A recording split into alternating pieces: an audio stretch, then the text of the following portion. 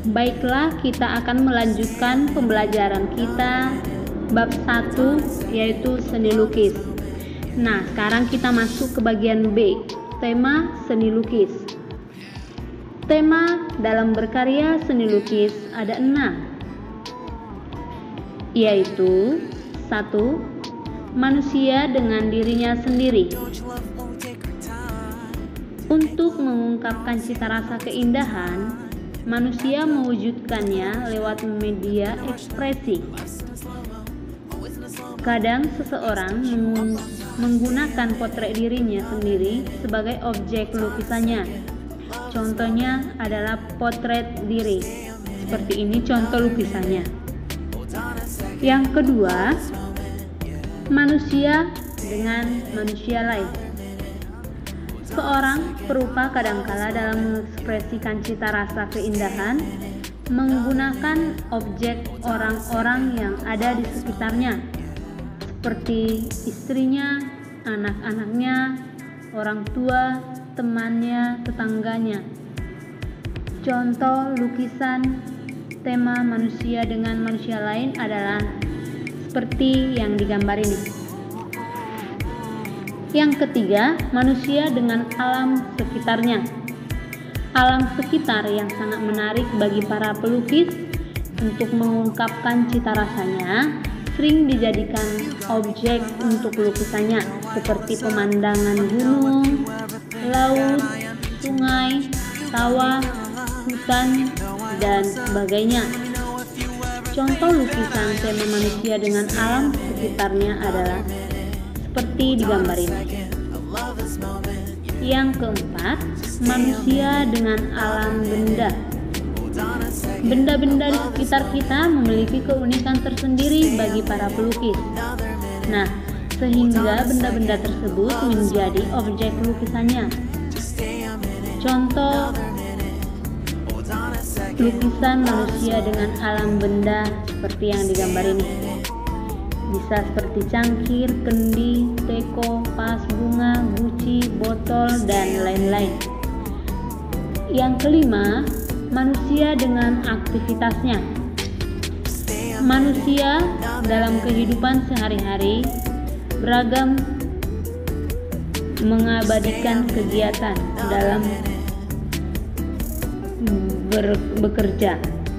Nah, para pelukis menjadikan sesuatu yang menarik apabila dalam mengambil sudut pandang aktivitas dapat disusun sesuai dengan komposisi dan proporsi yang baik. Aktivitas manusia seperti kegiatan menari, membajak sawah, berburu, jual beli di pasar, mengembala ternak, dan lain-lain. Berikut contoh gambar tema manusia dengan aktivitasnya. Yang keenam, manusia dengan alam khayal. Ide yaitu imajinasi atau khayalan yang sering melintas dalam pikiran kita, baik secara sadar ataupun saat tidak sadar atau saat tidur.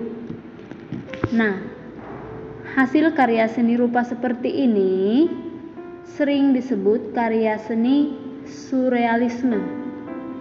Berikut contoh lukisan tema manusia dengan alam khayal. Nah, sekarang kita masuk ke bagian C, alat dan bahan berkarya seni lukis. Media berkarya seni lukis sangat beragam tergantung dari teknik yang digunakan. Alat dalam berkarya seni lukis antara lain pastel dan krayon. Krayon dan pastel terbuat dari pasta minyak yang dicampur dengan perwarna. Ada krayon yang memiliki sifat lembut, mudah bercampur, akan tetapi sangat mudah habis dan meninggalkan remahan atau kotoran. Ada juga yang terbuat dari lilin yang dicampur dengan serbuk warna. Krayon jenis ini memiliki sifat keras tidak mudah habis dan tidak banyak meninggalkan kotoran. Nah, yang kedua, cat atau pewarna. Bahan pewarna banyak dibedakan berdasarkan basis pengencernya, yaitu cat air atau berbasis air, cat minyak berbasis minyak, cat akrilik yang terbuat dari plastik berbasis polietilen yang akan mengeras ketika kering. Nah, yang ketiga, kuas. Kuas ini digunakan untuk menguas atau mengecat ke media lukis. Pisau palet. Yang keempat, pisau palet yang terbuat dari aluminium tipis. Fungsinya adalah untuk mencampur cat seperti layaknya kuas. Juga untuk membuat efek-efek goresan pada media lukis. Yang kelima, valet. Valet itu adalah media yang digunakan untuk tempat mencampur cat.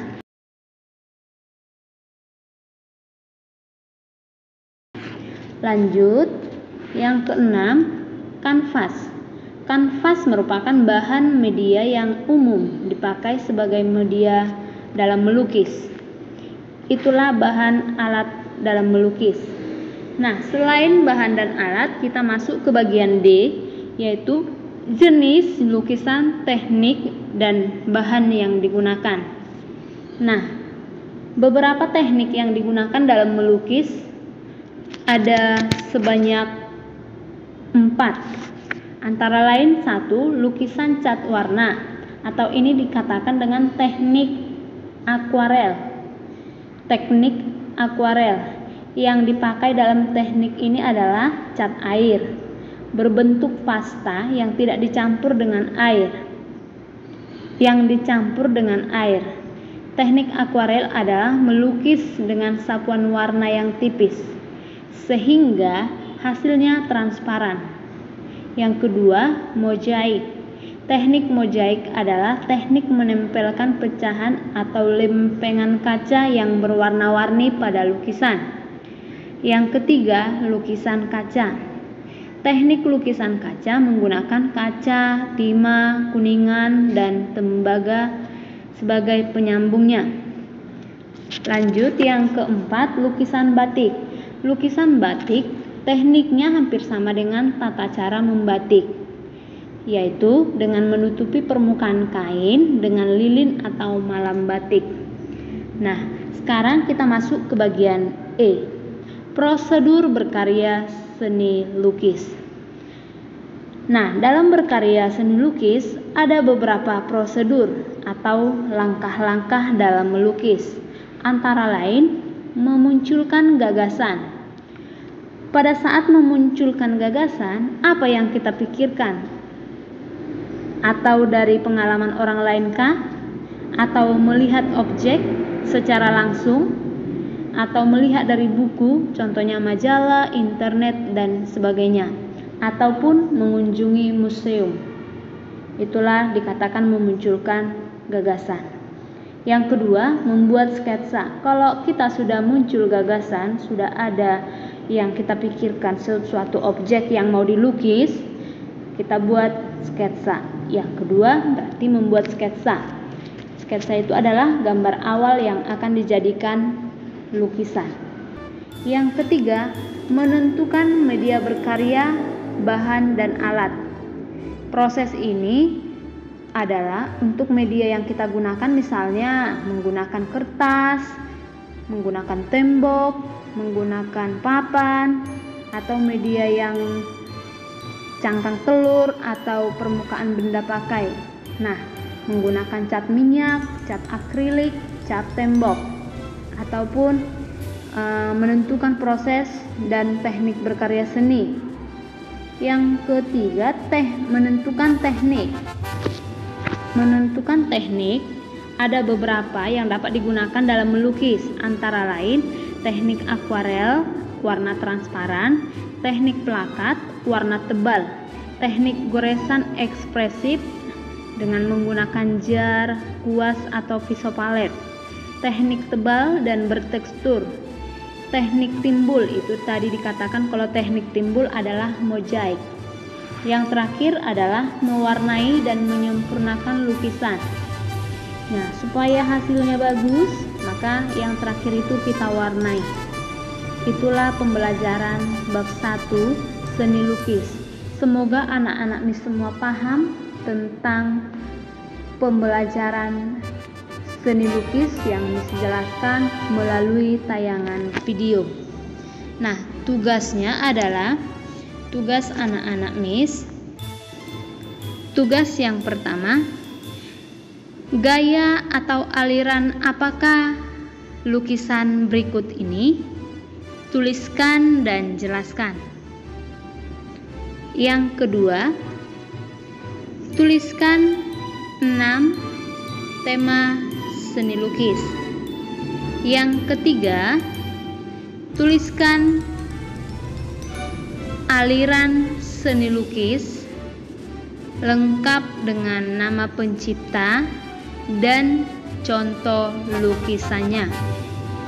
Tugas yang keempat, apa pengertian seni lukis menurut pendapat Anda? Silahkan dikerjakan. Selamat belajar dan tetap semangat.